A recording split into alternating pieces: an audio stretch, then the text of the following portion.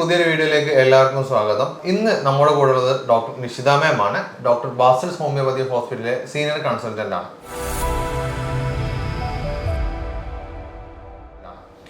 ഒരുപാട് ആളുകൾ നമ്മളെ കേരളത്തിൽ ഇന്ന് കുട്ടികളില്ലാത്ത പ്രശ്നം അനുഭവിക്കുന്നവരുണ്ട്. അതായത് IVF ട്രീറ്റ്മെന്റ് അടക്കം എടുത്തിട്ടും കുട്ടികളാവാത്ത പ്രശ്നങ്ങളുള്ള ആളുകൾ.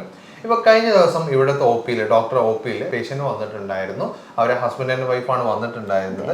അവര് വന്നിട്ടുണ്ടെന്ന് വെച്ചാല് 51 വയസ്സായിട്ടുണ്ട് ആ ലേഡിക്ക് തന്നെ.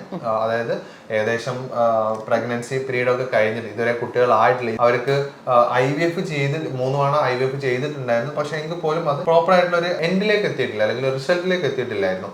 അപ്പോൾ അതിന് അവർക്ക് കുറേ പ്രശ്നങ്ങളായിരുന്നു, പ്രത്യേകിച്ച് ഫൈബ്രോയിഡിന്റെ ഇഷ്യൂസ് ഒക്കെ ഉണ്ടായിരുന്നു. അപ്പോൾ അങ്ങനെയുള്ള ആളുകൾക്ക് ഫൈബ്രോയിഡിന്റെ പ്രശ്നം നമ്മൾ ക്യൂർ ചെയ്തിട്ടുണ്ടായിരുന്നു. അതായത് 21 സെന്റിമീറ്ററുള്ള ഒരു ഫൈബ്രോയിഡ് നല്ല രൂപത്തിൽ തന്നെ മൂന്നാമത്തെ വിസിറ്റ് ആകുമ്പോഴേക്കും നമുക്ക് നല്ല ചേഞ്ചസ് വന്നിട്ടുണ്ടായിരുന്നു. ഏതായാലും അവരുടെ ആ ഒരു ടെസ്റ്റിമോണിയൽ വീഡിയോ ഒന്ന് നിങ്ങൾക്ക് കാണാം. ഞാൻ യൂട്രൽ ഫൈബ്രോയിഡിന്റെ ചികിത്സക്കായിട്ടാണ് വന്നത് ബാസിൽസ് ഹോമിയോ ഹോസ്പിറ്റലിൽ. ഫൈബ്രോയിഡ് 25 അങ്ങനെ ഏതാണ്ട് ഇപ്പോ 16 ആയിട്ടുണ്ട്. IVF ചെയ്യാൻ വേണ്ടിയിട്ട് എൻഡോമെട്രിയൽ തിക്നെസ് കൂടാൻ വേണ്ടിയിട്ട് ഒരുപാട് മരുന്ന് കഴിച്ചു. പക്ഷെ കൂടുതലൊന്നും ആയില്ല. ഇപ്പൊ IVF ചെയ്യാൻ വേണ്ട അത്രയും ആയിട്ടുണ്ട്. അത് ഹോമിയോ ഈ മരുന്ന് കഴിച്ചുകൊണ്ടാണ്. എല്ലാ മരുന്നും കഴിച്ചു, എന്നിട്ടൊന്നും ശരിയായില്ല. 1 വർഷത്തോളം ഈ എൻഡോമെട്രിയൽ തിക്നെസ് കൂടാൻ വേണ്ടി മരുന്ന് കഴിച്ച്, പക്ഷെ തീരെ കൂടിയില്ല. ഇപ്പൊ ബാസിൽസ് ഹോമിയോയിൽ നിഷിത ഡോക്ടറെ കാണിച്ച് 3 മാസം മരുന്ന് കഴിച്ചപ്പോ തന്നെ ശരിയായി. ചികിത്സയുടെ നല്ല ഫലങ്ങളുണ്ട്. ഒരുപാട് നന്ദിയുണ്ട്. അപ്പോൾ നിങ്ങൾ ഇവിടെ കണ്ടിട്ടുണ്ടായിരുന്നത് 51 വയസ്സായിട്ടുള്ള ഒരു ലേഡീന്റെ ഒരു അഭിപ്രായങ്ങളായിരുന്നു. അതായത് ഇതുവരെ അവർ പ്രഗ്നന്റ് ആയിട്ടില്ല, കുട്ടികളില്ല. അവർക്ക് IVF 3 തവണ ചെയ്തു. ഏകദേശം 25ഓളം ഇഞ്ചക്ഷൻസ് അതിൽ അവർ വെച്ചു എന്നുള്ളതാണ് അവർ പറഞ്ഞിട്ടുണ്ടായിരുന്നത്. ഹസ്ബൻഡിനാണെങ്കിൽ ബാക്ക് ഇഞ്ചുറി വന്നതിന് ശേഷം അവർക്ക് നോർമലി കോണ്ടാക്ട് ചെയ്യാൻ പറ്റുന്നുണ്ടായിരുന്നില്ല.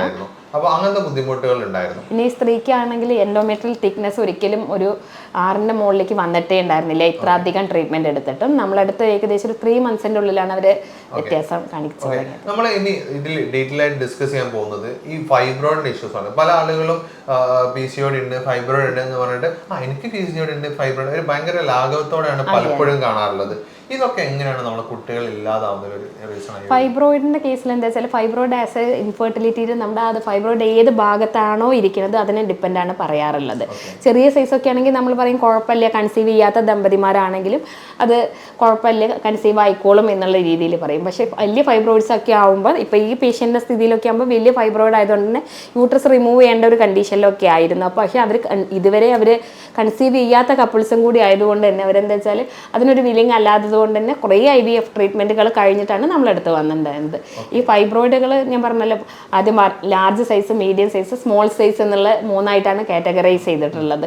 ഇവർക്ക് അതൊരു വലിയ സൈസായിരുന്നു. പക്ഷെ അതിൻ്റെ കൂടെ എൻഡോമെട്രിയൽ തിക്നെസ് കൂടാത്തത് കാരണം അവർക്ക് IVF എപ്പോഴും ഫെയിലിയർ ആയിരുന്നു. അപ്പോൾ അവർ റീസെൻ്റ്ലി കാണിച്ചിരുന്ന IVF സെൻ്ററിൽ അവരോട് പറഞ്ഞു അത്ര ഈ തിക്നെസ് കൂടിയത് കൊണ്ട് നമുക്ക് ഇനിയൊരു പോസിബിലിറ്റി ഉണ്ട് എന്ന്.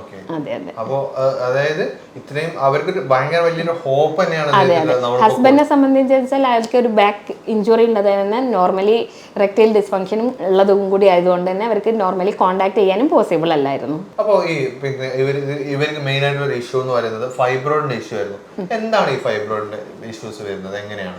ഫൈബ്രോയിഡ് നമ്മുടെ ഹോർമോൺസിന്റെ ഇംബാലൻസ് മൂലമാണ് പൊതുവെ കാണാറുള്ളത്. എന്നാൽ ഇതിന്റെ വ്യക്തമായിട്ടുള്ള ഒരു റീസൺ ഇതുവരെ കണ്ടെത്തിയിട്ടില്ല. പലപ്പോഴും അതൊരു ജനിതക കാരണങ്ങളോ അല്ലെങ്കിൽ നമ്മുടെ ഈ ഹോർമോൺസുകളിൽ ഉണ്ടാകുന്ന ഡിഫറൻസ് ഒക്കെ മൂലമാണ് ഇതിന്റെ വളർച്ച കൂടുതലായിട്ട് ഉണ്ടാവാറുള്ളത്. ഓക്കെ, പൊതുവെ എന്താ വെച്ചാൽ ഈ ഫൈബ്രോയിഡ്സ് നമ്മൾ എന്താ വെച്ചാൽ ആദ്യത്തെ നമ്മുടെ ഒരു മെനോപോസിലാവുമ്പോൾ ഫൈബ്രോയിഡിന്റെ സൈസുകൾ റിഗ്രസ് ചെയ്യാറുണ്ട്, അതായത് സൈസ് കുറയാറുണ്ട്. പലപ്പോഴും ഒരു നമ്മുടെ ഓവുലേഷൻ നടക്കുന്ന സമയത്ത് ആ ഒരു നമ്മുടെ ഒരു ഫെർട്ടൈൽ പീരിയഡിനകത്ത് ഫൈബ്രോയിഡ്സ് വലിയ ഉപദ്രവമൊന്നും നമുക്ക് ഉണ്ടാക്കില്ല. പക്ഷെ അതുകൊണ്ട് തന്നെ പലപ്പോഴും ഇതിന് ലക്ഷണങ്ങളൊന്നും കാണിക്കാത്തതുകൊണ്ട് പലരും ഇത് നെഗ്ലക്ട് ചെയ്യാം. ചിലപ്പോൾ അമിതമായിട്ടുള്ള രക്തം ഉണ്ടാവുക, ആർത്തവ സമയത്ത് ഒരുപാട് രക്തം പോണ ഒരു കണ്ടീഷൻസ് ഒക്കെയാണ് കാണിക്കാറുണ്ടാവുക ഫൈബ്രോയിഡ് ഉണ്ടാകുമ്പോൾ. അപ്പം നമ്മളൊരു USG സ്കാനൊക്കെ എടുക്കുമ്പോഴാണ് അറിയുക ഈ വ്യക്തിക്ക് ഫൈബ്രോയിഡ് ഉണ്ട്, അത് ഇന്ന സ്ഥലത്താണ് എന്നുള്ളത്.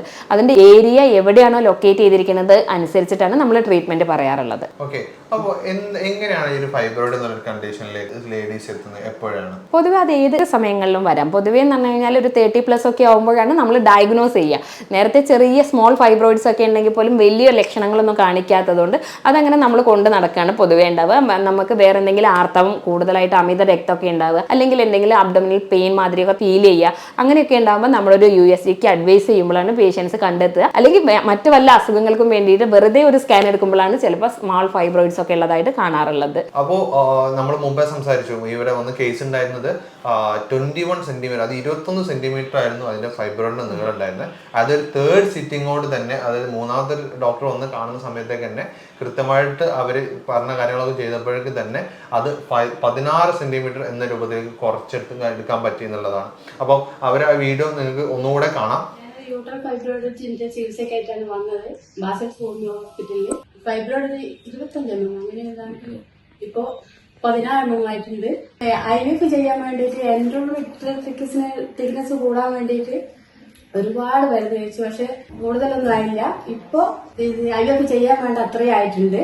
അത് ഹോമിയോ ഈ മരുന്ന് കഴിച്ചുകൊണ്ടാണ്. അലോപ്പതിയിൽ എല്ലാ മരുന്നും കഴിച്ചു, എന്നിട്ടൊന്നും ശരിയായില്ല. 1 വർഷത്തോളം ഈ എൻഡോമെട്രിയൽ തിക്നെസ് കൂടാൻ വേണ്ടി മരുന്ന് കഴിച്ച്, പക്ഷെ തീരെ കൂടിയില്ല. ഇപ്പൊ ബാസിൽ ഹോമിയോയിൽ നിശ്ചിത ഡോക്ടറെ കാണിച്ച് 3 മാസം മരുന്ന് കഴിച്ചപ്പോൾ തന്നെ ശരിയായി. ചികിത്സയുടെ നല്ല ഫലങ്ങളുണ്ട്.